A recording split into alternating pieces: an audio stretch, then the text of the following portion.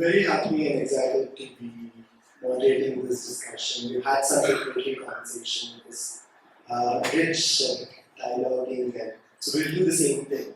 We have some questions and we'll try to discuss as a panel, and I'd like all of you to respond. When I was reading out your profiles, and it felt like a combination of multiple identities, and our theme is professional identity. And I think we were discussing also in our preparation that how we cannot constrain into one identity, and then when I was reading it's so many things to hold, right? And I was thinking about whether to use doctor or not based on our conversation, right? So just as interesting. So having journeyed this far in your careers, now how do you see your professional identity? Whoever you've become then, your careers have journeyed so far. So. I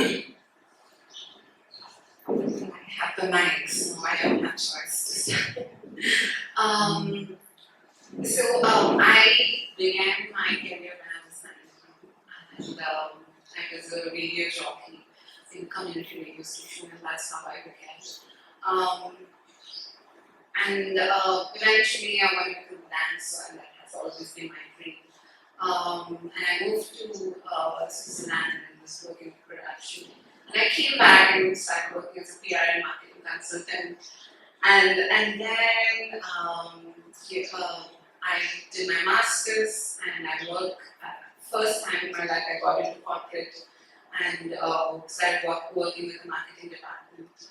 So, but then also I want to be an artist and continue my theatre work. So currently I'm juggling between being an activist, being an artist, and also being a corporate person, being sustainable with my financial thing. So whenever people ask what do you do, and it's quite difficult, not difficult, but quite a long answer. I've been always the student who doesn't give one word answer. I'm always used to write an essay, and that's how I think I've become a writer. But also I kind of divide this identity, and also wherever I go, it depends. I need to leave the circle where I am and kind of bring out what is the most identity that I relate to the circle. That's what my professional journey is required. And what you're hearing is your fluidity of your professional identity, and you're not wanting to constrain to one identity of yours. Mm-hmm. Yes. Hey, hi, first of all, very nice to be here, seeing so many familiar faces, friends, teachers, therapists. Excited to be here. You asked what I will become. I think this question hit me. I don't think I'm becoming it, still becoming. I think it's also driven by my own personal identity that I hold, of somebody who wants to experiment, try different things, not scared one place, take risks. So in that process, I've been becoming various things. So became an engineer not by choice. Family is just become an engineer.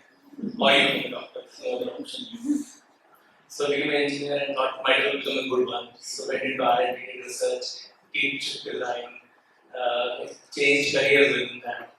And then a decade and a half later realized maybe I need to become something else now. So this field became calling of behavioral sciences. Accidentally became an OD consultant without knowing what it means. My organization was very kind enough to offer me that role. I don't know what they saw in that. Then I went and looked around for what's the education for it. I need to really tell somebody that I've done something, so I need some certification in this country. If you don't have a certification, you are not converted. So went there and looked for some learning, did education all over again, became a consultant, then became a coach, leadership.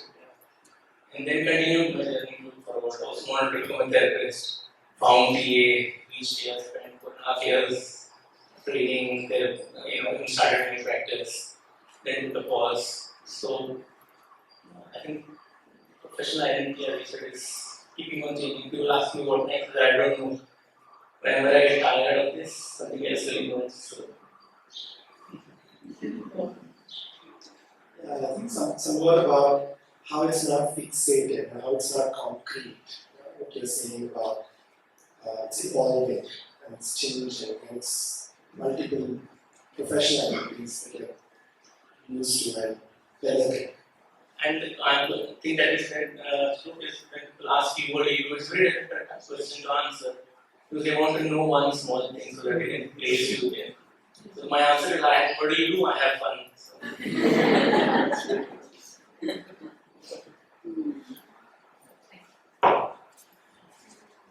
I think taking on from that, I was thinking the same line that professional identity is always evolving. You know, you don't stop. It starts when I like to think that my professional identity started shaping perhaps in my school and went on over the years. And it is a constant need to reinvent myself. Perhaps I'm not brave enough to step out of my medical field, but perhaps doing something within the field and reinventing myself to give me joy. I think a lot of the time people think doctors are altruistic, they care, and I'm sure they do. But there's also a sense of satisfaction that derives from helping others. So I think that's one thing that definitely resonates with you. I feel like you can't hold a professional identity without kind of understanding where you are, right? You know, the context you're in. And I've been lucky enough to move to different places, even during my schooling. My dad was in the bank, so I got to live in different cities in Karnataka, then I went abroad. So I've been exposed to different kind of cultures, and I've had to adapt to it. And I must say, that also shaped my identity. I tell people I've been in the UK and I've trained, but I feel most comfortable in India because a huge part of my identity is being a Bangalorean, not just being Indian. Bangalorean, not having to talk about it those days. And that's what I miss the most in the UK. I mean, I could banter with them, I knew about football, the weather, and whatever else. But here, the kind of connect I can have with my patients is very much shaped by it, you know. So I think who we are as people shapes our professional identity as well, and which in turn shapes how we want to help people around. What I wanted to do in the UK was good. I think how I help people or how I engage with people was different to how I do it here. The principles I think at the core are the same. It's so different, the execution here. I must say that there is a strong sense of belonging I feel here, not just personally but even professionally. So when I first came to India, so I have an MRC site in the UK, and it's not there's a lot of debate about is this recognized as degree here or not. So there was such an anxiety about, oh God, am I going to be accepted here in India or not? They're going to think this doctor has no clue, they live in a different world. But I'm so glad to say that in my journey in the last 5 years, I've met lots of people who have been partners, collaborators, and some of you in this group even. And that's shaped my identity, given me that sense of confidence to say, hey, actually I can do this and we can do this together. So yes, I think just like how personal identity is influenced by the people we have in our lives, so is professional identity, the kind of people we meet, the kind of places we've been. And you cannot separate that. You have, something gets internalized. So yeah, I think that's what I will say. I was thinking how you're bringing in the context into professional identity and what you said of they ask what you do and then they want to place you. It's interesting, isn't it? Like in the social ladder, my professional identity has a place. Yeah? And what has been your experience in that regard of how the other person has placed you, depending on how you disclose your professional identity? Some sharing of that. Yeah. I think that's the very easiest because I have the doctor and a doctor. So a lot of the time, there is an image that is there in a person's mind. The minute they think it's a doctor so and so, they see you. There is something ascribed to you already, even before you've had a conversation. So in the UK, it was, oh, this, in my training years, oh, this young Indian doctor. So that was a huge part of my identity.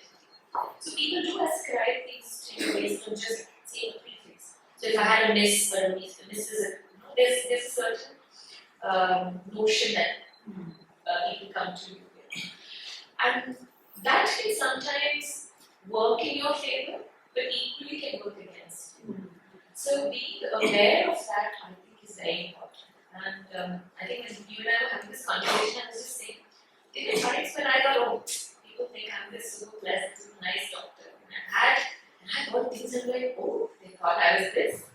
So I think it's really helpful to hear that. So what we did in the UK was we had a 360-degree assessment. So we had to send questionnaires about, like a feedback form basically about it, to people in our team, patients, carers, and third-party organizations like, so they're a care home and, staff there. And it was fascinating to hear the kind of things that they said about you, what good and bad, things that I wouldn't have noticed had they not.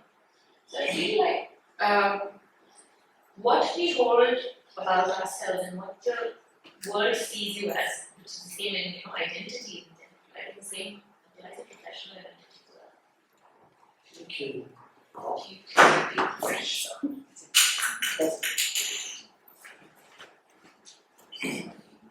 No, that's good. So what you this? Like I said, what I was asking was like, based on what you disclose, your professional identity, they peg you at a social order. Yeah? And how is your experience been of that? Well, any question. So I kind of had always this experience with, for me, more than the professional identity with the gender, like, I remember one of the literature festivals that I was in, they were inviting all the writers and rappers on the panel that we had. And they called everyone, and the moment it came to introduce me, transgender poet Shilok. And I was like, you didn't call others male poet, female poet, and like you never segregated them. Why is my gender? And I think since then I decided I don't want to identify with my gender, and like now call me because of my professional skills. And again, like I think this is with a lot of minority communities because with the aspect of tokenism, it is not a genuine aspect that you want to, really identify them, or you're wanted to bring this movement and introduce. It's just for your personal branding you bring. So I had to take that off. So I did not identify so and so. Now call me. Do you still invite me? Was being my journey with all the professional activities that I had. So, yeah. It's interesting to say about the tokenism and something that you were talking about, Sowmya, about how this doctor is then in distance with, in relationship with the other person. Yeah, I mean, I do get it, like, our personal journey is also very important with our professional identities. It is also a reason why we choose certain profession because it brings the essence of who we are with our profession somehow. But also the social gaze is always with the gender, class, caste. Like how can we not see this and remove these lenses and see the person only with that particular professional, skills that individual acquire, and how do you recognize that by removing all this gender gaze and class and caste is also important, and how do you advocate? Deepak, you spoke about how outside in you set in terms of how they want to fit you. Of course, you spoke about how they look at you. And what I really liked, what you said is how you move from what is it that you want to be seen. And there's a struggle there, and I can tell you my struggle. as much as from outside in they want to look at you with a particular lens, the inside out also wants to be seen in the lens. Yeah. There's a social, unconscious social compliance that you want to fit into. And my own struggle happened when I was working in the corporate for 20 years in a multinational company, big post, big money, everything. I left all of that and started my own work and with my own, in Hindi we say kida, I don't know what you say in English. So I don't think there's an equivalent word. It's just thing to move out into something different. Bug. There's a bug, yes, thank you. Yeah. And that's when I did that, I realized that how much my own identity was dependent on what the corporate gave me. It gave me safety, it gave me predictability, it gave me social hierarchy, and if I have to name my company's name, I get respect. And suddenly when I say none of that, then who am I? And I could feel a complete loss of identity when that happened. And then inside out didn't work because I didn't have anything to hold on to anchor myself in. Who am I? And the first thing I did was I registered my company. At least I founder being changed consulting.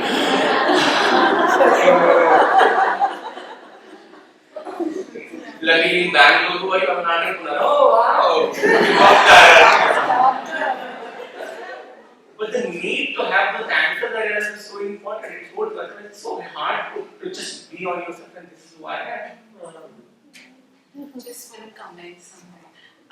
Recently, I was in one of the corporate training. I went to one of the companies, and there is a security desk, and they ask you.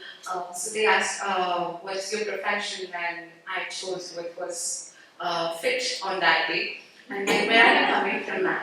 I'm like, which like at first I didn't get it. I'm like, I'm coming from home. And I'm like, no man, which organization? And I went blank, like which organization should I choose? Because I am a freelancer and I'm an independent artist, and like there are so many organizations, I can't put one.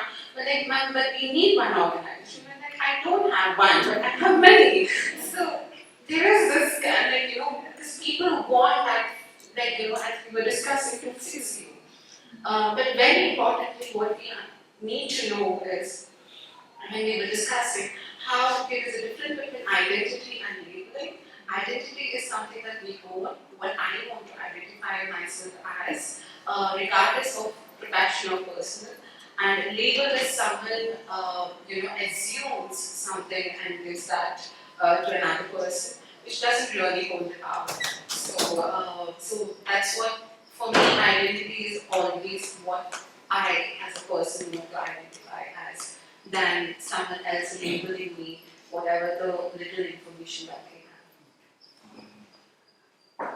I think what we're talking about is so relevant for us as a TA community. We've been talking as faculties, as EC members and board the last few months and few days, and even the theme about who we are, how are we seen outside, how are we seen within ourselves, and it's such an important thing. And I'm thinking when we formed the panel, we wanted to have equal representation from each field, but when we got to talk and during the preparation call, and even now, we seem like who we are and how we want to identify drives the professional identity, and we were talking about how it's there in the therapy room, and yeah, thank you.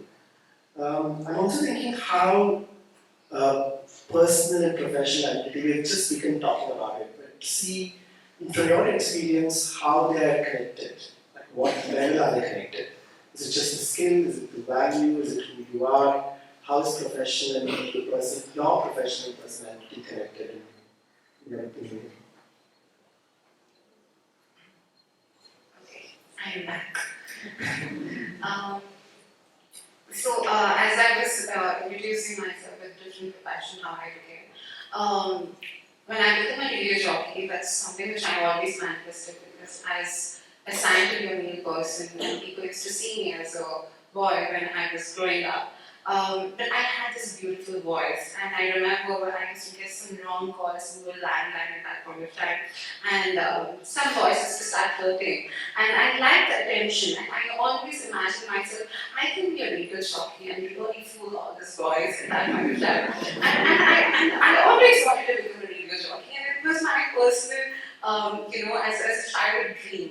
and I became one. And as a dancer, I was, practicing Bharatanatyam since kindergarten. But my father, at one point of time, no, you cannot practice this, and this is why you are being so feminine, so and so and so. But there was always that I want to be a dancer because it's something that was helping me to express who I am. But then I had to find my way to become a dancer and to find a production house to fit in. And also eventually with the marketing and PR consultant, it's something that I never imagined myself to be in that profession, but I kind of, with my writing skills or the way I was speaking, the way I had the networks, I'm like, yeah, this is something that I can do. And also I used to market myself very well, so if I can market myself well, I can definitely market other things. And also to be a writer, something that I had to, it was personally, I began writing and dance was always being a therapy for me since childhood to express who I am. So eventually, whatever the hobbies that I had at the beginning, it just transitioned into professionalism. Later, today when people ask me what is your hobby, I'm like, I'm sorry, everything has evolved into profession right now. So I think as I was speaking before, everything has your own essence of who you are. It's more than skills because it's also you are expressing, holding that perfection. Whether either you want to be this advocate in a society and be this voice, or you want to be this healer and try to help people and so and so. So I believe that your personal essence always exists in whatever profession that you have. Yeah. And also have a lot of personal stories. Thank you. I think I spoke about my personality to believe that somebody who wants to do different things and not settle at one place. And as I was conversation with my family, and said, why is it that you have this thing of breaking everything and restarting again? And that's how I am. And one of the other elements of my personality, I realized, and it took me a while to figure that, is to get into helping roles. I realized that I have that thing in me that this is a feminine side which I own very strongly, and then hence it helps me connect with people, build relationships, and it automatically fits into the profession that I've chosen. And which wouldn't my previous profession of engineer wouldn't let me do that enough. So hence I found these professions which help me express myself in terms of, and we call it helping relationships. So get into any form of helping relationships, be it through as a coach. I do one-on-one coaching in corporates, and my coaching is very reflective and helps people see themselves better. So that's for me the biggest reward happens is when I shift to helping other people that I feel I get rewarded by that. And because that's my personality, I told I want to bring shift and change in what around me. And it helped me choose professions. I started a few years back a workshop, we call it Take Two. It helps people find their what is the career you want to do in life. And it isn't economically viable program that we run, but it brings in that shift and change which it wants. So hence the personalities, get satisfied by what professionality brings in. And if there is a divide between the two, and there's a challenge, then there's a disconnect. And what in my work and what me and the partner work, we discovered that over the last 5-8 years that there is a huge challenge that exists between people what they do and what they want to be. And then there's gap, and they continue to live with this gap. Apparently, the desires get crushed under social needs to fit into becoming some things. So the professionalities become very distinct than personalities, and that's why they end up having weekend parties, Goa getaways, boys trips to different places, girls trips to Goa, That's where the personal satisfaction starts. But professional identity doesn't give all of that, and that's a huge gap, especially in a country like India where upward mobility is so important, and the aspirational, and that comes only through a few professional identities, not every. In my own personal journey, I took tea and I took a pause in tea because I realized I also have a personal identity of being a potential. It's a struggle. It's not so easy always. So yeah, that's the gap. And to be aware of this gap is the best we can do. And then can we fit that? Can we marry that? And if you are able to, we are very lucky. Thank you for sharing that. I think that's a really important point to hold on to, the gap or between professional and personal identity, and also where the two meet as well. So, I think as a psychiatrist, or maybe being in mental health, we are a lot more cognizant of our personal identity. Some of it comes inherently to us. We know what we are, what we're good at, and what we're not. But thankfully, our training also allows us to be more reflective about our sense of self. And maybe this is one of the few professions where the use of self is important in therapy. So it's a humongous part of our training. But it's also something that people don't often expect, and it's also not an easy experience for people. So like I said, there are certain aspects of us that enable us to work in a certain field, and there are certain aspects that can be quite barriers. So I think there's so many things. I just want to recount a personal story, and I will keep using my Obi-Wan here. There's Dr. Robert E. Gore. He was a consultant I worked with in my final year in training. And a lot of what I've learned is from him, and of course there's lots of other people too, but he's made a huge impact on me. So it's like, when I'm stuck, it's like, what's Robert going to say to this? You know, so it's like Obi-Wan in my head. And so the final year in training, so in psychiatry, by that time, pretty much everybody's learned how to manage the weaknesses, you know about meditation, you know about therapy. What you have to learn at that point is how do you interact with people, and how do you manage your team, how do you manage, so you learn to manage and not treat. I think that's what I learned in my final year. Because in your initial years of training, when you become a doctor, there's such a sense of you need to know everything, you need to be able to fix everything. And to unlearn that, it took me some time. And I think that happened perhaps very late in my training, and that's okay, because I think to me it felt okay at that point. And Robert said, taught me to unlearn certain things. So one of it was being me in a certain place. Because I was a very quiet kind of person, who put me in a group. I would talk to people one-to-one. Put me in a large group, I'm probably going to be very quiet. And he noticed that, but he also noticed that I got on well with different members in different spaces. But he also saw how I was with patients too. There was very uptight, he was like, you know, this doctor, and, you know, you're taking drugs. Oh God, Robert, he's going to get psychotic now, we have the section. You know, it was always that. And that's when he taught me, or made me think about the power imbalance in a therapy room. So, personally, in my head, it was like, I'm the doctor, I should know everything, I should be able to fix it. So I am the expert, you have to listen to me. And here I was sitting with these people who were super duper ill. So it was a team where people were very psychotic, but were managing. So all the clinicians in the team were able to see the person in front of them beyond their. He taught me to see that. He said, you know, you have to just let go of you being doctor. Put that aside. I'm just going to take that away from you. Sit there and listen to your patient. And I think that was one of the biggest learnings here. That was also the time when I think I'd done a placement in adolescent, child and adolescent team.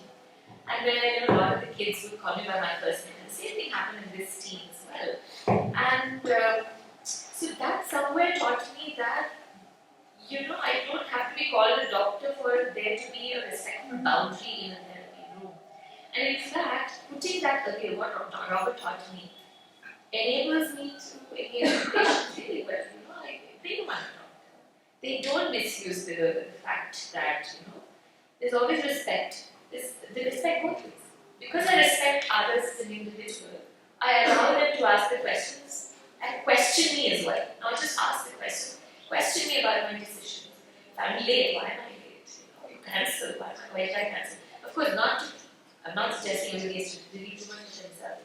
But I think what we are in life is very important for us. We have to understand. So the way I've learned that to marry the two together somewhere is by supervision. Having people that I can sound off with. I think Robert was one person who was very reflective. He was the only one I just go, if his feet would be up, I have to come up with something. Or we just have to sit for an hour saying nothing. That also taught me how to be quiet in a session. If somebody didn't talk, I was okay with it. So the anxiety went away. So Sowmya, who was an anxious, uptight person, learned kind of let go. So I think it matters. Being aware of personal identity is super important and shapes your professional identity. It's a good sharing, Sowmya, added to what and Shilok was saying. Like negotiating my desire to who I want to be or what I want to do and what society expects us. And from our own identity as personal or professional is a hard task. And then I don't know if arriving in continuous steps is the process, I guess, right? So that's what you're saying, which brings in more congruence and more coherent sense of me and who I am. Pretty much what we as this group are going to do for the next 2 days, I think, about understanding, okay, we are all here practitioners, but who we are individually, what I want to be and how do I still contain. And I think that's such a rich thing what three of you shared about your personal experience of desire, what I want to be, how I negotiate it, what are some of the ways to negotiate it. Thank you, that's really rich. Yeah. I'm also thinking in your continuous development of your professional identity and where you arrive at least now. Yeah. What have been some of your milestone challenges negotiating any aspects, culture, personal, social, everything, and how have you handled it? I think the biggest challenge, which was and continues to be, and I think for a lot of us, is conflict management. However, there's such a sense that somebody who's an extrovert manages conflicts better, and introverts aren't. Is all I feel like it's old-fashioned. So, but I think conflict management is something that I have personally struggled with in various aspects. It was slightly easier when I was a junior trainee because we would rotate 6 months and I just pass it on to the consultant and say, hey, this person abused me. He shouted at me, I'm not going to do it. And somewhere it was acceptable because I was still learning, consultants are very kind. But as I went higher up in terms of learning and training, it wasn't acceptable. So if I said, no, I'm not going to see this person, he's shouting at me, he's calling me names, basis, the answer was okay. Can you separate that? What do you think this is related to? What's going on there? Can you just step back, understand what's going on there, and take it back to them? And that really was, again, very important for me. I'm not saying that it's become easier, but it's certainly something very mindful of. So there were psychotic people on the board who would be awful to me, and I don't know if people have seen very ill people. And their frontal lobe, they become very disseminated as well, and they're psychotic. So they will say everything that's really kind of holding in the back. And often, when you're from a different country, it's often something to do with your race, your language, the way you look, the way you dress, the way you smell as well. So, and it's not easy to accept when somebody shouts. And then as a doctor or a professional, you've got to work with it. You've got to get them better. So I had people on board and what do I do? So I had to figure out ways of engaging them. So sometimes it could be, I would sit in the room, get someone else to talk, but I was there. So kind of to give that impression that this is consistent, you can shout at me and then when they got better, having a conversation about what is that all about? And a lot of the times people didn't realize, and they'd be like, oh, so sorry, Dr. I've said all these things. But there were also certain people who would do it deliberately. So I've had people I managed. I worked in a personality disorder board where they would do it deliberately because it would hurt. And that was even harder to negotiate. And no amount of just going and ranting with my supervisor or my colleagues would help. So that is where I learned to access reflective supervision.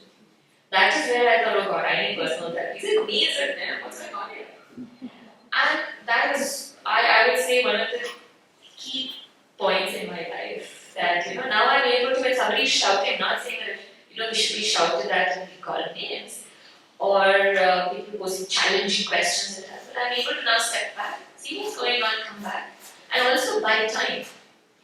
Like I was saying earlier, there's such an expectation that I should know everything. I'm like, sorry, I don't know this. Can you give me 5 minutes to collect my thoughts? Can I just get a break? I'm just going to go get a drink of water. And that I can only do now. I feel I have the confidence, and that's because of all the peer supervision, peer support as well. I think that's another thing I want to mention. This informal conversations with our colleagues is super important for us in our professional development. And that helped me manage conflicts as well, because I had colleagues who saying, hey, this happened to me too. This is what I do. So I think conflict management continues to be something, because patients have different kinds of conflicts, colleagues through different kinds of conflicts. That's another huge thing, and I have not been able to figure that out, despite me thinking constantly. There have been times when I'm like, why are they doing this? Should I have this conversation? How polite can I be? And sometimes it's like talking to a wall. But sometimes it's been helpful. When I share my thoughts, I'm not sure this is going well. So I've had to sit back, think, how do I phrase this? What is the way to talk to people? So I think conflict is a huge challenge for me even today. And you were saying about conflict also reminds me, or also what I'm connecting to conflict when it's also mixed with biases. Yeah, and then negotiate that, whether it's really me, it's really the patient, is it the illness, how do you navigate that with,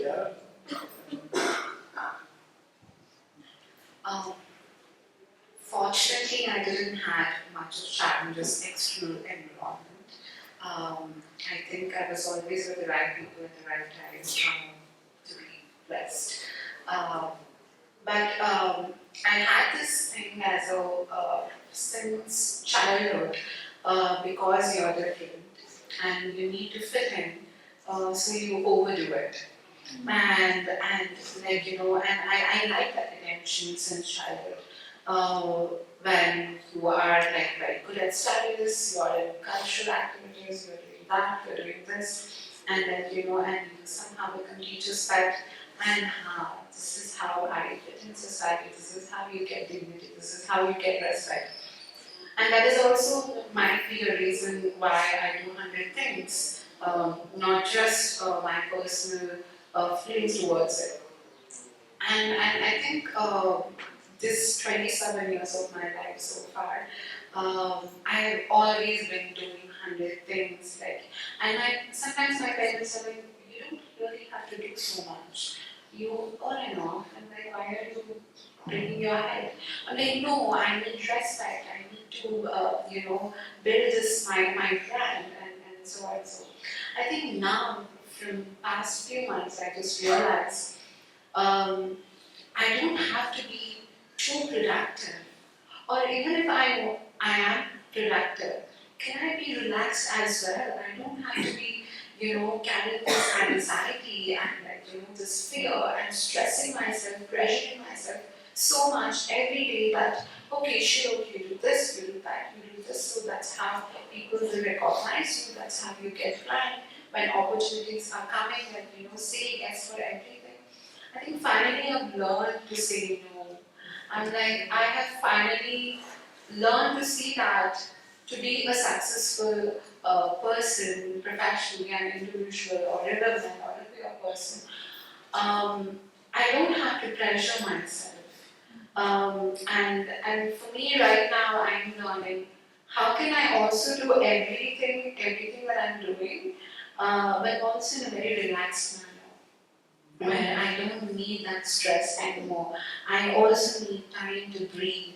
So I have made decision. I'm like, my whole 7 days is very occupied. I'm juggling between 2 different jobs, which is 8 hours each, and also weekends are always got dance training or theatre training, and finally I'm like, no, I need a day where I don't do anything.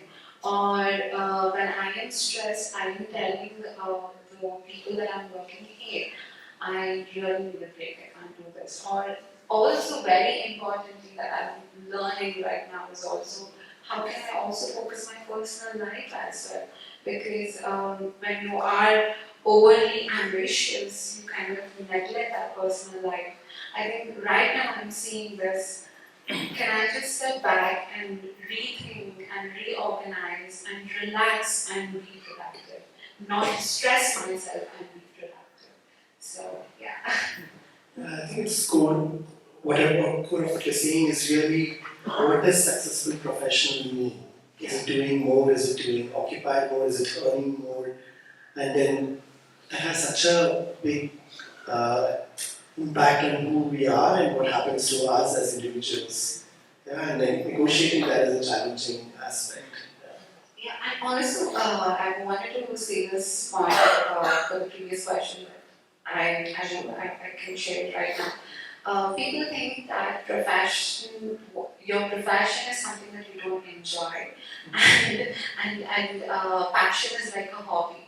But but then a passion and profession cannot be together. But and that's how we all have our journey. How can I do something as a profession which I enjoy and can have still work and have an income but also have fun with it? Has always been a struggle. Even right now, even for to be productive and successful, you don't have to be stressful, and that's how also you've been influenced to see all this Netflix that you watch, or the series and stuff what is success? That the being a boss lady or so and so. You do 100 things, stress yourself, and have sleepless night, and but no, I can still do everything and relax, get up early in the morning, do my yoga, or I don't want to get up in the morning, I want to sleep an extra hour. It is okay to be relaxed and do things. When you ask this question of challenges, that analysts for challenges,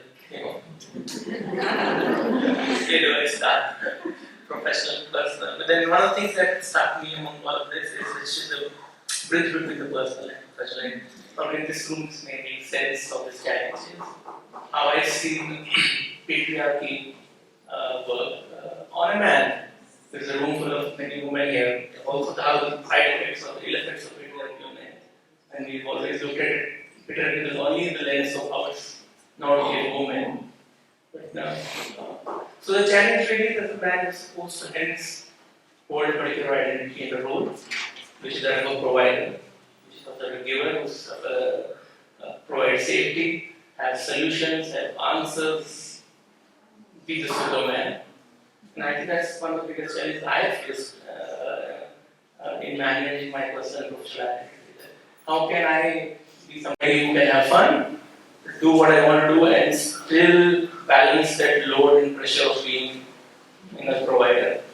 Between me and my wife, it's so easy for you to say that, okay, I will quit today and I will rejoin tomorrow. If I say I quit today, my father is going to kill me, my family is going to be after my life. So I think to me that's been one of the biggest challenges, to how to get okay with it, how to see the subtle pressure that's always kept on men particularly to live that role of being provider. Even if you're tired, you still have to be at it. Help yourself and the family fit into a particular social order and in the hierarchy, and which means compromising on what you really want to do. And then how not to do this, and how I also keep doing that and find that middle ground. I think that's been my challenge, to find a place and reach a space where I'm okay in being this and that both. But it, to me, also not okay to just drop the demands on me and say, no, I want to be just this, who wants to just do his own thing, which is also unfair. how to find the balance and be able to do both. Yeah, and as I was listening to all three of you, what occurs to me also is in our own fields, it's very contextualized. I just realized that Sowmya, when you were talking about mental health field, our own challenges in the therapy room, yeah, in the community, and Shilok in the building a community and as an activist or a performer, challenges of doing so many things. And it's so how do we navigate and negotiate that? And for you, when you work in organization and you represent the organization field, though it's not so tight compartment about responsibility and the social norms of who the provider should be and what happens to that, and how the professional identity keeps going like that. So it occurred to me how it's also contextualized to the fields that we are strongly working on. I'm aware of the time, and I think we can take 1 or 2 questions from the crew. Yeah, if you have a question, I can pass the mic.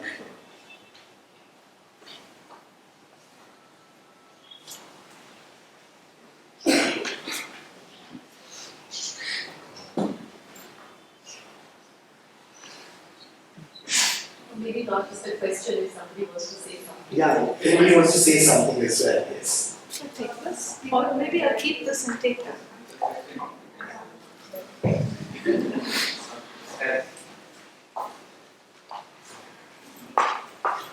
I was actually looking at your thoughts around shame with the conversation that we've been having. Hi. I was looking at shame. I wanted a bit of conversation on that. We have some time. Is there anybody you would like to respond from? Not particularly, but I'd be happy to hear from everybody.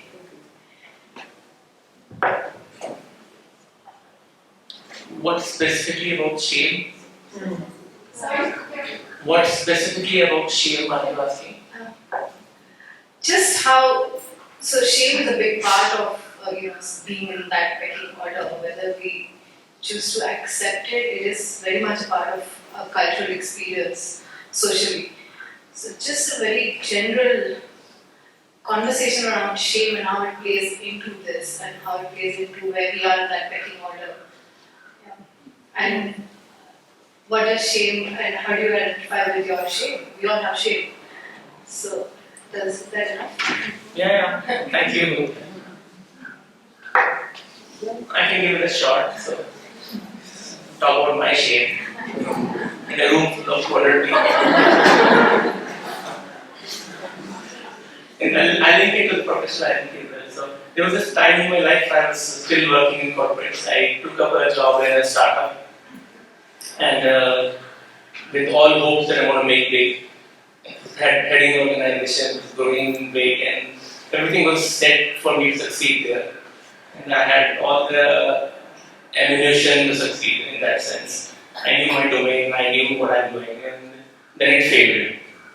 It didn't succeed, and it went down. And to me, it was my biggest failure of life. I hadn't seen failure of that kind. And of course, the first thing that came was shame and guilt. And the second thing immediately came was to cover it up and find ways to move on and not even look at it as if it didn't happen, didn't exist. And to get back my self-identity of somebody who's always successful can never fail. So, sorry, F it, move on, figure out what I want to do next and succeed again. But also I realized in my personal work that unless that aspect of shame and guilt is acknowledged and worked through, it never lets us be free. It never lets us move on. There's this need to move on quickly, but that move on really doesn't happen unless you acknowledge that and work through that. So while shame and guilt are supposed to be not so great emotions and will pull you down, but unless they are faced, acknowledged, looked in the eye, what it means to me and what it meant to me at that point and work through that, I wouldn't be able to get over that. I hope that helps. Yes. Any other questions? I just want to know, the queer identity, like at the beginning, queer was something called, it was a very derogatory term to use. Eventually what happened with the community is like, we reversed the movement and it's like, yes, I'm queer, so what? And it became an identity. Even with the shame, I'm like, whatever the shame that we have or the scars that we have, yes, I am this as well, so what? So acceptance or an identity, we always leave that responsibility to another person. But no, it is my individual responsibility, how I carry myself. So, yes, I accept, so I am so and so and so, this is my shame, this is my scar, this is how is my background, this is my culture. But I do not have to beg for another person to accept it. That is their headache, their personal things. Let them figure out. I think it's so important for us to not to feel awkward about who we are regardless of all the social influence or media influence that it has. And not to give power to those influence. I think here it is about taking that power back and let the world resolve their own problems, and we do not really need more problems in our lives. So let me just be me, is the question. And when I say let me just be me, it is also the scars that I carry as well. So it is my scars, and it also has a story, and it is also my identity. Beautifully put. Anything to add? Do I have time for more? One more question of sharing.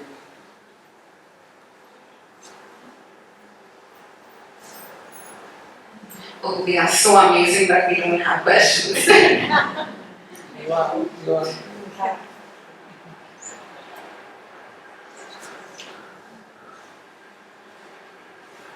Hi, I'm Kala. I really loved your response, especially in terms of carrying our scars and carrying our flaws. Most of us here are therapists, and one of the common expectations from clients is that my therapist should be all sorted, and they should have an ideal life, perfect life, the so-called mainstream life, like married, have children, have a kind of a family, and be able to manage everything by themselves, etc. So I just want to expand on that, not being on the mainstream and having our flaws, and connecting to your point about using myself powerfully in the therapeutic space. Maybe a little bit more discussion around that. I would love that. Who's the question to? England. I'm the therapist.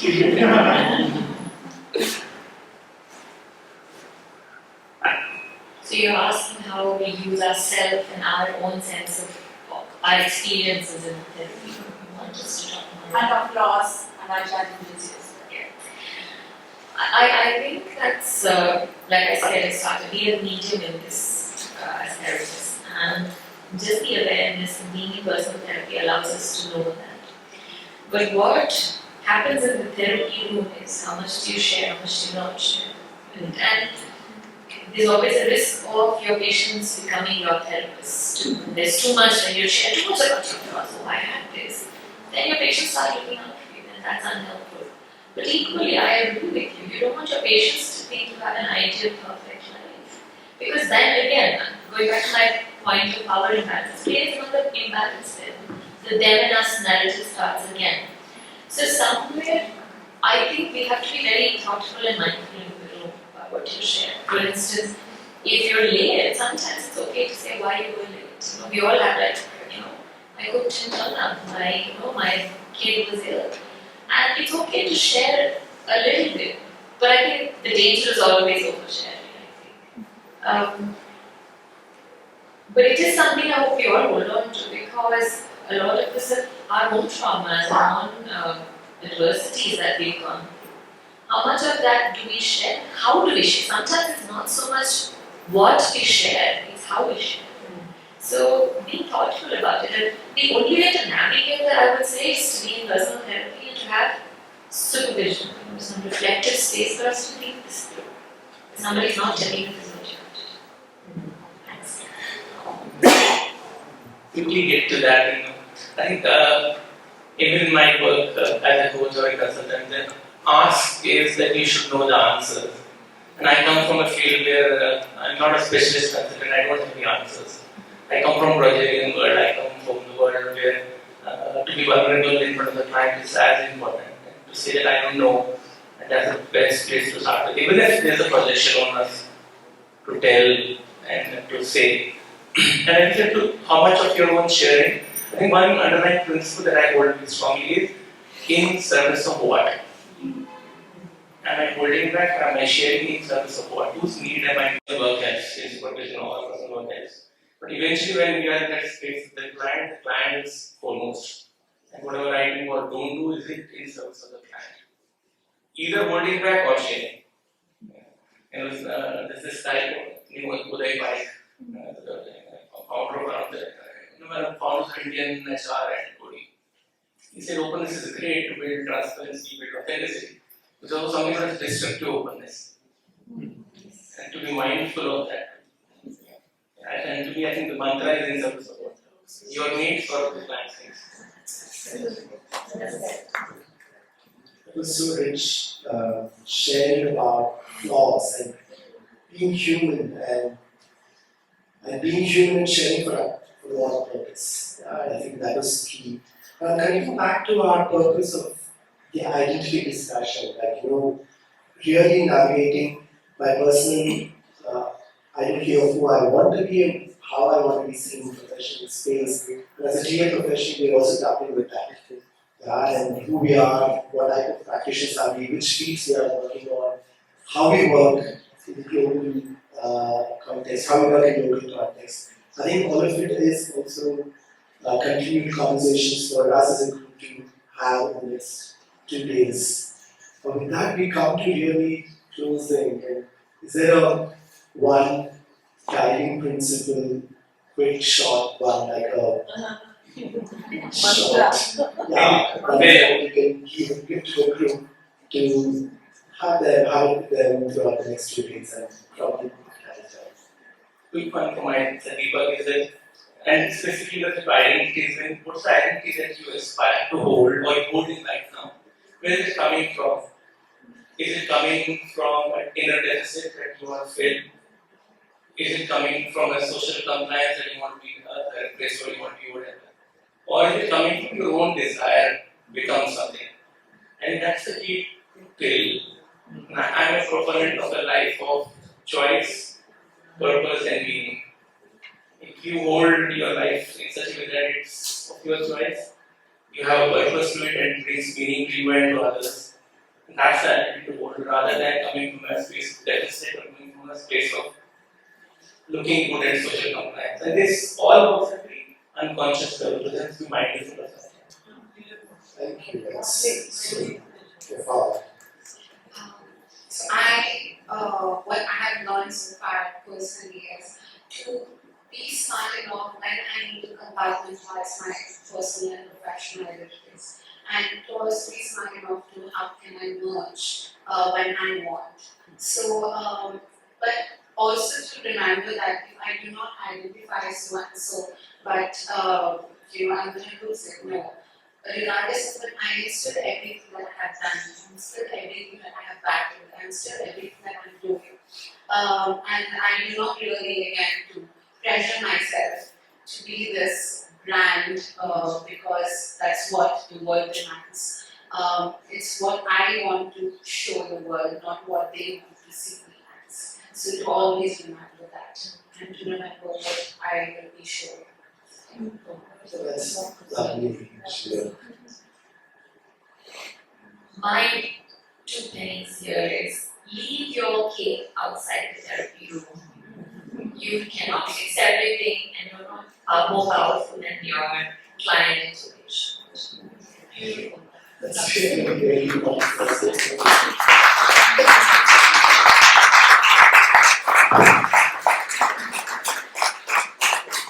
Thank you, Ameet, Shilok, and Sowmya for having this conversation.